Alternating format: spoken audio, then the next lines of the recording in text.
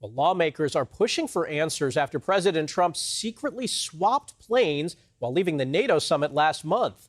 After boarding Air Force One, Trump was covertly snuck onto a military aircraft due to a threat from Iran. The New York Times is reporting that the U.S. knew of a shoulder-fired missile threat against Air Force One. Some journalists and Trump staffers were left on board the decoy plane. CBS News White House reporter Aaron Navarro is joining us now from our D.C. bureau with more on this. Aaron, good morning. So what else are we learning about this threat, and what's the White House saying?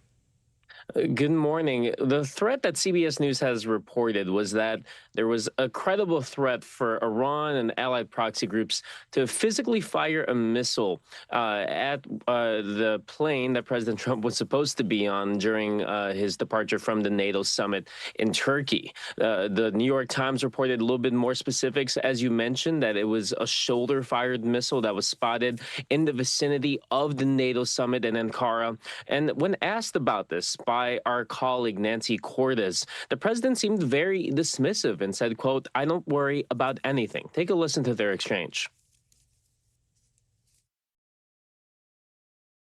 Why was it too dangerous for you to fly on Air Force One, but not I don't know. too dangerous I for the think press? actually the plane that I flew on was at greater risk. Why I think do you it was say at that? greater risk because that would be the plane I think that they would be more likely to go for.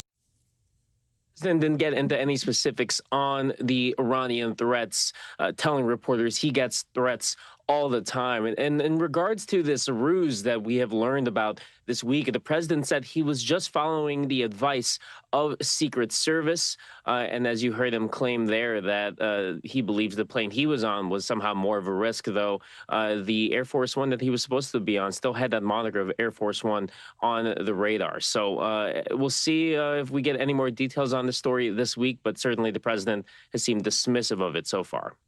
All right, Aaron Navarro, thanks for joining us.